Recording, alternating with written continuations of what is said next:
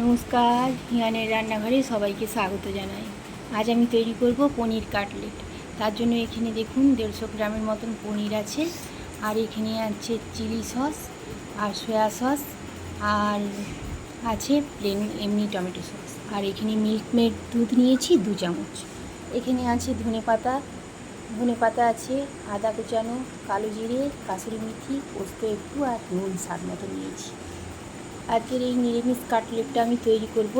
আর এখানে বিস্কুট গুঁড়ো করে নিয়েছি, মিক্সিতে বিস্কুটটা একদম প্লেন করে গুঁড়ো করেছি। এখানে আছে 3 চামচের ময়দা আর 3 চামচের মতন কর্নফ্লাওয়ার, আর নিয়েছি সাদা তেল। এই সমস্ত উপকরণগুলোর সাথে পনিরটা আমি হাতেই একদম গুঁড়ো করে নেব, গুঁড়ো করে মেখে নেব। যাদের এই রেসিপিটা ভালো লাগবে তারা অবশ্যই একবার ট্রাই করবেন। এটা নিরামিষের দিনে খেতে খুব ভালো লাগে, ভাতের সাথে খেতে তো খুবই ভালো লাগে। গরম ভাতের সাথে খেতে এই উপকরণটা খুব উপযোগী। যাদের এই রেসিপিটা ভালো লাগবে তারা অবশ্যই একবার করবেন।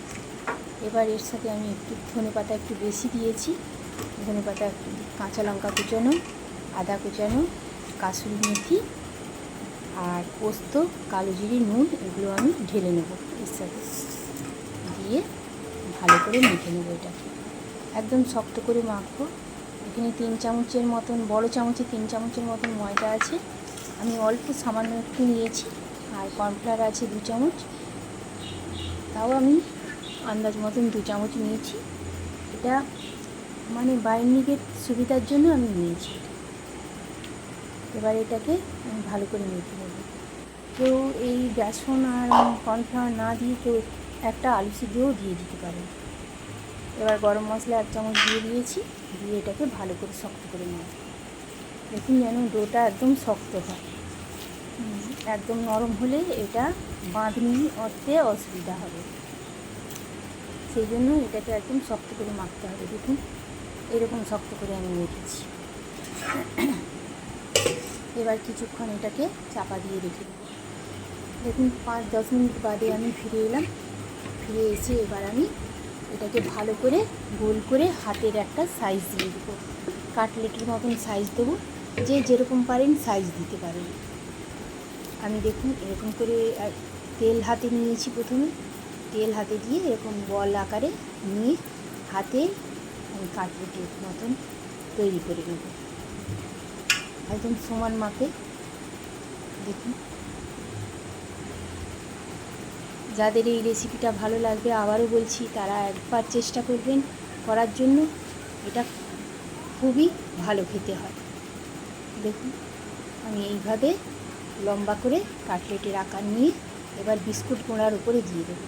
অনেকে এই বিস্কুট গোড়ার উপরে দিয়ে ডিমের উপরে দেয়, আমি যেহেতু নিরামিষ করছি সেই জন্য ডিমের ব্যাটারে আর দিচ্ছি না। যারা আমিষ খাবেন তারা পেঁয়াজ দিয়েও তৈরি করবেন, এটাকে করে ডিমের ব্যাটারে দিতে পারেন। আমি নিরামিষদের জন্য আমি এরকম বিস্কুট গোড়ার উপরে দিয়ে ডাইরেক্ট একদম তেলে ছেড়ে দেবো। তেলটা আমি বসিয়েছি, দেখুন তেলটাও গরম হয়ে গেছে। আমি এক এক করে কাটলেটের আকার করে আমি এগুলো দিয়ে দিচ্ছি।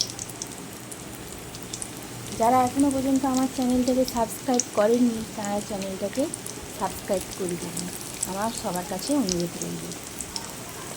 এবারে দেখুন আমি কাটলেটগুলো তেলের মধ্যে দিয়ে দিয়েছি। এবার আরেকটি এগুলোকে উল্টে দেব, উল্টে দিয়ে একদম লাল করে ভাজবো। সামান্য তেলটা গরম করে নিয়ে তারপর সিমে দিয়ে দেবেন, যাতে ভেতরের পাটটাও খুব ভালো হয়। এই জন্য সিমে দিয়ে ভালো করে ভাজবেন। দেখবেন এটা খুব সুন্দর খেতে হবে এবং খুব ভালোও লাগবে খেতে। গরম অবস্থায় খেতেও, এটা চায়ের সাথেও খেতে খুব ভালো লাগবে। দেখুন আমার কাটলেটগুলো ভাজা হয়ে এসছে। এবার আমি এক এক করে এই কাটলেটগুলো তুলে নেব তেল থেকে, দিয়ে প্রত্যেকটা কাটলেট আমি এইভাবে ভালো করে লাল করে ভাজবো। দেখুন আমি তুলে নিচ্ছি, এবার কাটলেটগুলো ভালো করে তুলে নিচ্ছি ভেজে। এই রকম রেসিপি পেতে আমার চ্যানেলটাকে ফলো করবেন এবং সাবস্ক্রাইব করবেন এবং শেয়ার করবেন। দেখুন আমার তৈরি হয়ে গেছে পনিরের কাটলেট। যাদের ভালো লাগবে তারা অবশ্যই করবেন, এবং যারা সাবস্ক্রাইব করেননি চ্যানেলটাকে সাবস্ক্রাইব করবেন। সুস্থ থাকবেন, ভালো থাকবেন, সাবধানে থাকবেন। আসছি পরের একটা রেসিপি নিয়ে।